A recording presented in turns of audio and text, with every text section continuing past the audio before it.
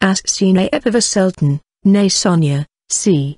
1761, the 11th of December 1828, was the wife of Sultan Abdulhamid I and Valide Sultan to her adoptive stepson Mustafa IV. As performed Valide Sultan's obligations as de facto co-ruler of the Ottoman Sultan for 14 months from the 29th of May 1807 until the 28th of July 1808. She was responsible for his education, but Mustafa preferred to live a life of pleasure instead of focusing on his studies. Her regency culminated by the deposition of Mustafa IV as a result of an insurrection led by Alemdar Mustafa Pasha on the 28th of July 1808. After his death she devoted herself to her daughter, Isma Sultan. She apparently fell on hard times, for she wrote Muhammad II a letter in which she asked him for a house to live in. She lived more than 20 years after the execution of Mustafa IV by order of the next Ottoman Sultan Muhammad II. She died on the 11th of December 1828 in Istanbul. Her burial place is located at the Fountain,